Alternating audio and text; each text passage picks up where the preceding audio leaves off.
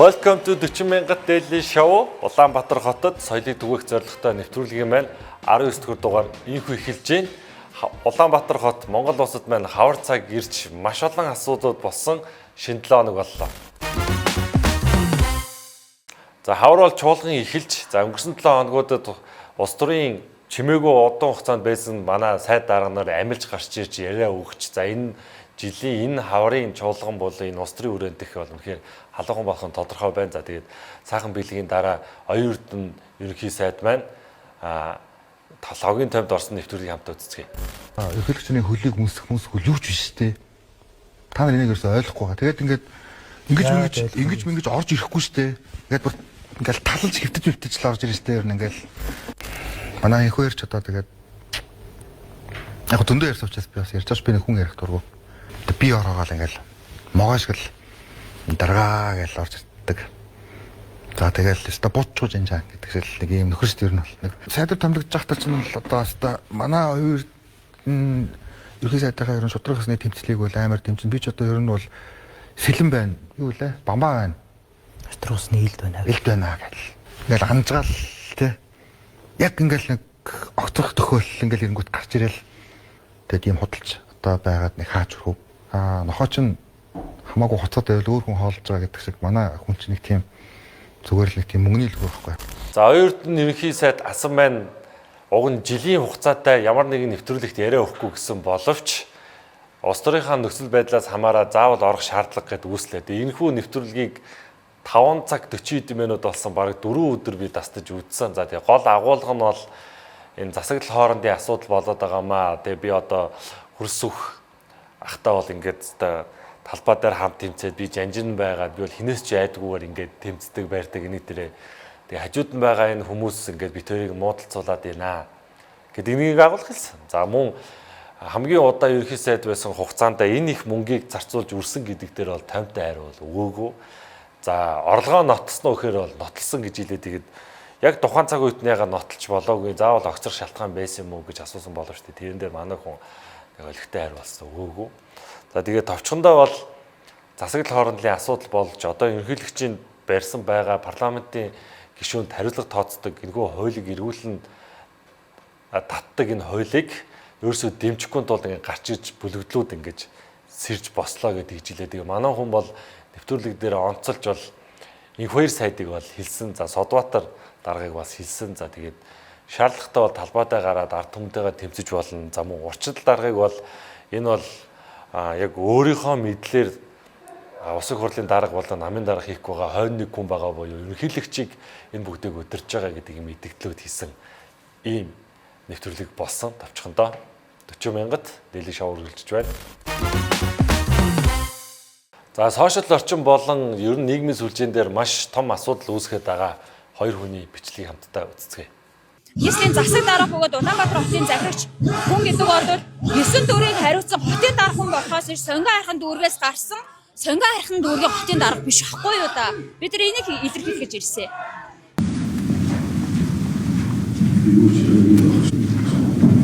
За та бүхэн анзаарсан бол хотын даргын байрны гадаа баахан хүмүүс очиж ихсаал тэр нь бол Баянзүрх дүүргийнх. За энэ нь бол Бат Амгалангийн талынх. За нөгөө талдаа Нямбатар буюу энэ хоёр хүн хотын даргын төлөө нийт болох сонгуулийнхаа ажилд орцсон. Одоо ерөөсөө энэ албан тушаалыгч юусэн нэг нэгнтэйгээ нэг бол хөвлөөр байлдаал, нэг бол суулт хийж бүр нэг нэгнийхээ доромжилдаг, гүтгдэг, хэрэг тулгадаг ийм байдлаар албан тушаал төлөө юу ч хийхээс буцааргүй болсон байна. За тэгээ гол асуудал юу гэхээр Бат Амгалан би судалж сонсноо бол энэ сайд маань энэ ерөнхийлөгчийн талын хүн гэж байгаа юм байлээ. Тэгээд одоо их хурлын дарга нь ерөнхийлөгчийн тал ерөнхий сайдны ерөнхийлөгчийн тал за хотын дарга нь бас ерөнхийлөгчийн тал болох гээд ингээ байлдаад байгаа юм уу да. Тэгээд би бол энэ сэдвээс ингээ харахад ер нь яг хав Бат Амгалангийн хажууд бол Нямбатар дарга бол хэрэгтэй. Гэхдээ Нямбатар дарга бол бас арай л олон асуудал дээр бас үнэхээр бас сонин хандсан. Гэтэ яг хав монголчууд энэ нэг иймэрхүү хариуцлагатай хүмүүс юу дуртай байгаа юм шиг байна. Нэг хүн загиндаг хинтэж хамаагүй хэрэлцдэг. Тэгээд одоо нэг өмнөх даргууд нь маш олон зүйл амлчаад хийдгүү Нямбатар дарга сайнтай муудаж хийж байгаа учраас Нямбатар даргаыг ажлын дуусгах гэсэн иргэд бас их байгаа юм билээ. Тэгээд заавал сайнтай муутай биш дандаа сайнаар үлддэг даргатай олчвол бидний хөгжил, бидний амьдрал ер нь уугш авах юм шүү. За ерөнхийлөгчийн ёс зүйн хариуцлагаар иргэн татуулах хуулийг санаачилж байж хахад гишүүд маань бас л ёс зүйгүй аваарч эхэллээ. Тэгээд өөрсдөө аман дээр бол парламентын засаглалаа дэмжинэ гिचээд иймэрхүү үйлдэл хийгээд тахаар чи одоо сэдв дээр чинь морчих гээд шүү дээ. Бичлэгийг хамтдаа үзье.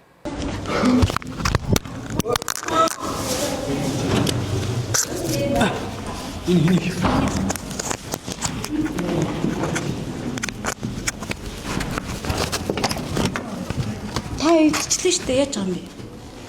Унгаач юм. Би зүгээр авъя л гэсэн. Та яагаад ингэж шийдэж байгаа юм бэ? Чимчгийн өрөөнд тавтаатай. Би ажиллаа гэж.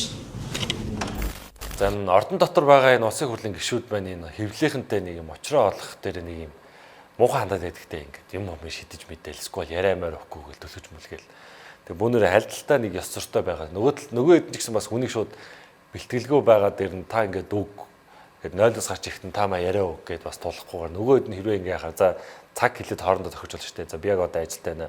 Тэд минутын дараа гарч ирээд ингээд өгье гэд. Хоорондоо ингээд үнэнгээ яриад ойлголцдог баймаар байна. Тэгээ сайн зөрөг гишүүн анх улсын хурл гарч ирчээл уг нь зүв дуурайд л ингээл яваадсан. Сүүлдээ бүр энэ анхныхаа дарамтанд орсон уу? Ерөнхийлөгчийн хууль янз бүрийн асуудал дээр хэсэг байр суурьтай байсаар байгаа дарамтанд орсон уу? Бүр нэг стресстэй тэгээд сөр сүлд нь унтсан байлээ дээ. Тэгээд манай хүмүүс одоо ийм том төрийн албан агч ээжээж ин хинтээ яаж харьцах вэ? Хаана бие зүү авчих вэ гэдэг дээр энэ анхаарахгүй бол сэтгэл зүгээрээ бүх юм хандаад байвалч бас хол явахгүй л хата те. Тэгээд яг энэ сэтгүүлчийн микрофоноор шийдэж байгаа үйлдэл бол үнэхээр бас зүгэл харагчлаа. За дараагийн сэдв их хоёр сайттай холбогдлолтой. Их хоёр сайт нэг үе болохоор юм мэдээлдэг. Тэгээ одоо нөгөө мэдээлсэн юмнуудаас нь хариу зариу байна уу? Тэгээд сайхан бас нэг хэвлэлд өгжсэн ярьцлагын бүнээр хамтдаа үзье. Би бол энэ хавар халуухай хавар болно гэж хэлж байгаа. Гэхдээ энэ ч бас халуухан нь бас биш шүү.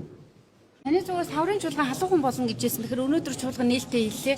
Яг юу болох юм бэ? Халуухан гэж та юу тодсож хэлсэн бэ? Тэгээд та нар харж л байгаа шүү дээ. Сая би одоо завхаа аймгаар яваа ирлээ.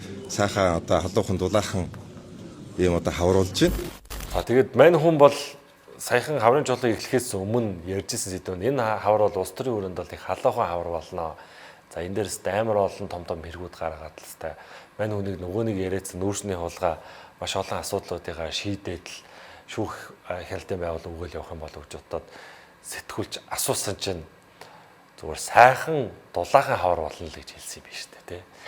Хүнийг бас доромжилж байгаа шүү эсвэл тоглож байгаа шүү дээсэн. Манай энэ их хоёр сайд ер нь бас нэг юм pop ер нь нэг юм нөгөө оюурт нь хэлсэн байл шүү дээ. Нэг мэхээр ер нь улс төрт олонд авдаг юм аа гэд.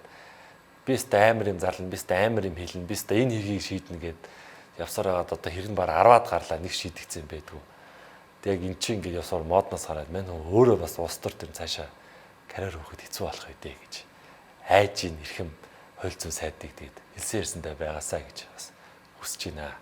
Нөгөө олон хэрэгүүдээ бас шийдэд өгөөрэй. Ард түмэн хараад өгч байгаа шүү эрхэм сайдаа. За ажиллаж чадахгүй байгаа маш олон сайдуудтай хариуцлага тооцъё гэд санал ирсэн. За энэ талаа нэг бичлэг хамтдаа үзье. За мэдээж ёо цаг үе болгоно өөрийн сонирхлыг болгодог штэ.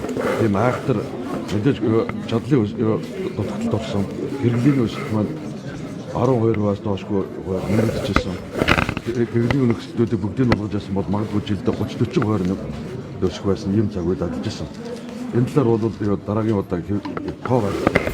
За эхнээсээ сайдууд маань энэ өөрөө өргөдлөө өгöd эхэлж байгаа юм байна. За тэгээд нөгөө хүсээд исэн бид нэр чойжл сүрэн сайдынхаа өргөдлийг бол авсан байна. За тэгээд бас боловсролын сайдынхаас өргөдлийг авсан байна. За эргээд хэн очих уу гэдэг нь бас асуултын тэмдэг байна. Тэгээд ерөөхдөө нэр нь тодорхойд явж байгаа юм байна. Бодвол хүн намынх нь эрчим хүчнийхээ яамыг аваад Монгол ардын нам нь зөрүүлээд боловсролын ямаа аавна гэд авч байгаа юм байна. За тэгээд ингээд дараа нь солигддог яадаг хамгийн гол нь энэ хариуцлага нь хэнд очих вэ? Энэ алдсан хугацаа, энэ алдсан мөнгө боломжийг хэн үүрэх вэ гэдэг дээр л бүгд шийдэл төрмөр байгаа. Тэгээд ерөнхийдөө бол нэг ийм байгаад байгаа миний анзаарч байгаа. Багадаа нэг 4-5 жил энэ шийдвэр гаргаж хийсэн сайдууд маань сайн ажиллаг бол ер нь дараачийн сайдрыг хийж амжихгүй юм шүү дээ. Тэгэхээр дараачийн ийм том албан тушаал дээр томилогдохгүй байвал зүгээр бол миний хувьд санагддаг. Тэгээд манайхаа ч нэг ийм нэг болсон сайдууд нь ингээд хэдэн яам тамгууд өөр ингээд солигдоод яваад идэгтэй. Юу ч өөрчлөгдөхгүй зүгээр хүн солигдоод бараг одоо энэ худалчуунд энэ Монгол Ардын намын хідэн дарга нарын ингээд намтар гэж бичих юм бол тэ бараг хийж үзээгүй сайдын салбар гэж бараг байхааргүй бах тэ. Тэгээд одоо төгсгөлтөй бүх сайдуудыг хийсэн. Тэгсэн мөртлөө бүх салбар нь яг энэ гэрэл асж байгаа тоог шиг ундрахад бэлэн болсон байгаа. Тэгээд чадахгүй байгаад байвал чадахгүй байгаа бол дараагийн хүнд нь өгөөл тэгэл хариуцлагын тооц барлаа шүү дээ. Нэг салбараас нөгөө салбар руу сольж хариуцлага тооцно гэдэг чинь л өөрөө хэмнэлтэй байгаа юм да. За тэгээ хаврын чуулганы ихсэнтэй холбогдуулан сөрөг хүчнийхэн дуграад эхэлсэн. За тэгээ энэ талаар бүгнээрээ нэг бичлэг хамтдаа үзцгээе.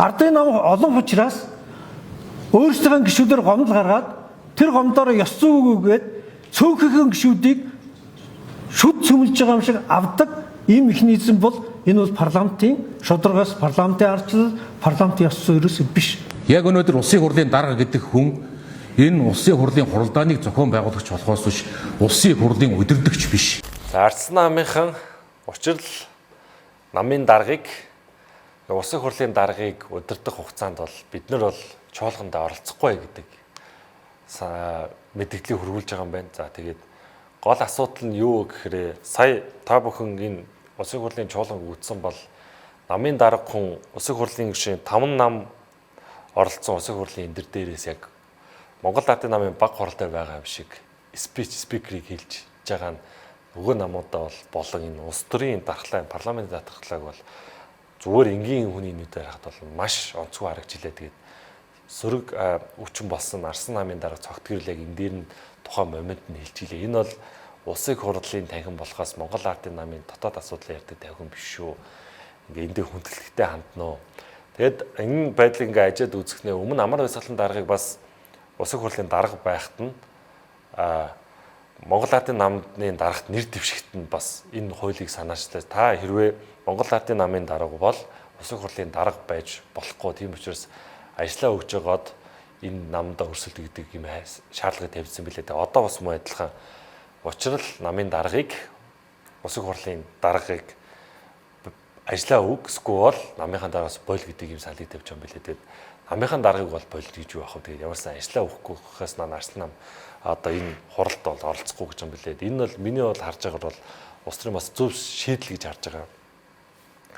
Улсын хурал дээр асуудлыг Монгол иргэдийн асуудлыг шийдэх танхим дээр Монгол Ардын намын дарга орж суучаар намынхын гишүүд байгаа учраас ингээ контрол дээр асуудал дээр баланстай хандаж чадахгүй байгаад байгаа асуудал үүсэж байгаа учраас яг иргэд рүү харсан шийдвэр гарахгүй. Энэ бол нам руу харсан шийдэл улс орны бодлогыг намын дээр тавих асуудал байна гэж харж байгаа учраас энэ хүү шийдвэрийг гаргаж байгаа юм билээ. Би бол хувьдаа зөв гэж бодож байгаа. Тэгээд угаасаа ялсан намын дарга ерөнхий сайд болох ёстой. Тэгээд ерөнхий сайд болоод тухайн намынхаа гаргасан мөрийн хөтөлбөрийн дагуу бодлого шийдвэрийг хэрэгжүүлээд явах хэрэгтэй байтал одоо ялсан намын дарга улсын хурлын дарга болчоор одоо та бүхэн анзаарч байгахдаа яг нэм хоёр ерөнхий сайдтай биш. Зандан шатар буюу улсын хурлын дарга. Яг одоо учрал дарга бол ерөнхий сайдын ажлыг яваад байгаа. Энэ нэг юм цохишгүй үл ойлгомжтой байгаа энэ асуудлаа зэгцэл хийж байгаа юм билээ. Тэгээд Монгол улсад шийдвэрлэх маш олон асуудлууд байна. Тэгээд нэг талдаа зөв гараад нам руу чиглэсэн бодлого биш Монголын ард иргэд рүү чиглэсэн бодлого ер нь гаргаж ажилласаа гэж 40 мянгат шоунаас бас уриалж ийм энэхүү саналыг бас дэмжиж байна. За 40 мянгат дээлийн шоу үргэлжлэж байна. За их хотод Улаанбаатар хотод соёлыг түгэх зорилгоор нэвтрүүлэг маань хотын соёл болон эхэлж байна. За тэгээд би энэ удаадаа үеийнгийн дээрхлэлт сэдвээр дүүнер болон залуучууд ах эгч нартаа ер нь энэ сошиал очно. Ер нь бид нар байгаа энэ нийгэм дээрээ хүнийг байгаагаар нь хүлээж авч чамаас ондоо байгаа хүн үзэл бодол хувцс хунаар за тэгээ юу гэдгийг шашин шүтлэг тэгээ ээж аав байгаа гэр бүлийн орчноос хамаараад чамаас өөрөөж болно. Харин энэ болгоныг чи битээ гэж доогълж байгаа тохуурхаж байгаараа хүн болгонд заягцсан энэ амьдрал игэл тэгш биш ирдэг учраас хин нэгэ байгаагаар нь харилцгаая гэж 40 мянгат дээлийн шоугаас уриалж байна. Тэгээд 40 мянгат дээлийн шоу байлаа. Баярлалаа.